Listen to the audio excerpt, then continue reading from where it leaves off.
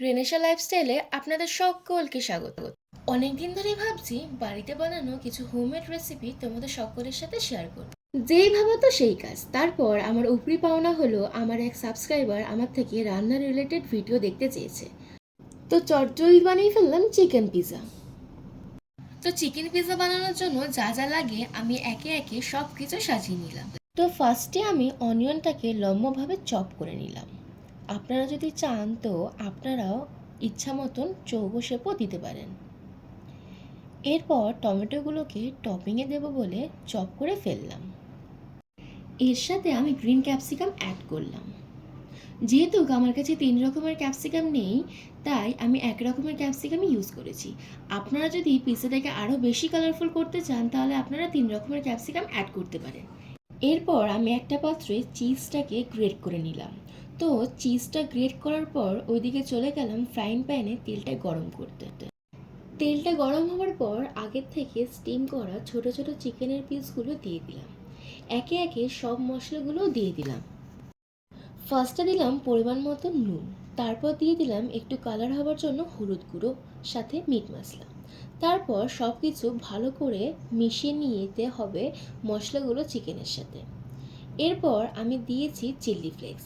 এইটা অপশনাল, আপনারা দিতেও পারেন, এবার স্কিপও করতে পারেন। সবগুলো মশলা একসাথে দিয়ে চিকেনটা খুব সুন্দর করে ফ্রাই হয়ে এসেছে। বাস রেডি হয়ে গেল আমাদের চিকেন। একটা বোলের মধ্যে চিকেনটাকে আলাদা করে রেখে দিলাম। একটা ছোট বোলের মধ্যে মিউনিসটাকে ঢেলে নিলাম। আমি যতক্ষণ মিউনিস ঢালছি তোমরা কমেন্ট করে জানিও যে আমার বানানো আর কি কি রেসিপির ভিডিও দেখতে চাও। অবশ্যই কমেন্ট করে জানাতে ভুলবে না কিন্তু।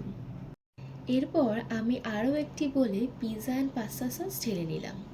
এবার পিৎজাটাকে সাজিয়ে নেবার পালা। আমার চ্যানেলের লাইফস্টাইল ভিডিওগুলো তোমাদের ভালো লাগলে একটা লাইক আর সাবস্ক্রাইব করে দিও।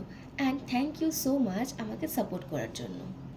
সবকটা জিনিস গুছিয়ে নিয়ে হাতের কাছে রেখে নিলাম। কি ভালো লাগছে না বলো দেখতে সবকটা জিনিস একসাথে? পিৎজা বেসটা আমি কিনে নিয়ে এসেছিলাম। চলো এবার এক এক করে পিৎজার বেসের ওপরে সবকটা টপিংস দিয়ে ধীরে ধীরে সাজিয়ে নিই। সবার ফার্স্টে আমি মিওনিজটা পিৎজা বেসের ওপরে খুব ভালো করে দিয়ে দিলাম। এরপর মিওনিজের ওপরে পিৎজা পাস্তা সসও দিয়ে দিলাম। এরপর আগের থেকে গ্রেট করে রাখা চিজটা খুব ভালো করে ওপর থেকে ছড়িয়ে দিলাম। পিৎজার ওপরে ভরে ভরে চিজ দিতে হবে যাতে খাবার সময় স্টিকি স্টিকি ব্যাপার হয়। এরপরে সব কিছু টপিংসগুলোকে দিয়ে দেবার পালা। এরপর পিৎজাটার চারিপাশে রাউন্ড করে ক্যাপসিকামগুলো পরপর সাজিয়ে নিলাম। একইভাবে অনিয়নগুলো তার মাঝে মাঝে দিয়ে দিলাম।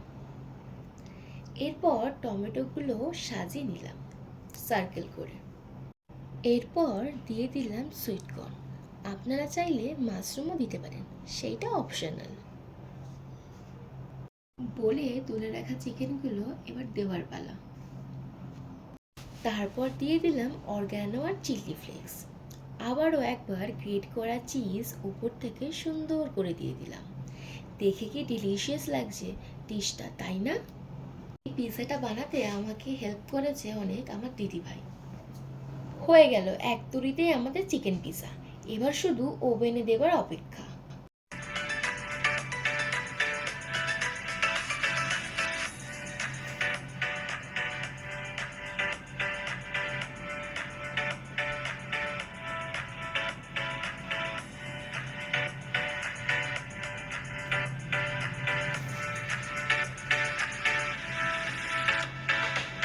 হাই, চলে এলাম রেডি করা পিৎজা নিয়ে আপনাদের কাছে।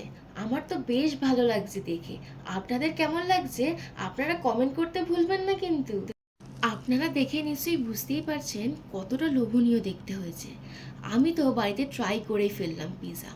আপনারাও কিন্তু ট্রাই করতে একদম ভুলবেন না। নিজের হাতে রান্না আবার নিজেই প্রশংসা করলাম। কি আর করব বলুন, প্রশংসাটা না করে থাকতেই পারলাম না। আমার চিকেন পিৎজা রেসিপিটা ভালো লাগলে সাবস্ক্রাইব আর লাইক করে দিও। Bye bye.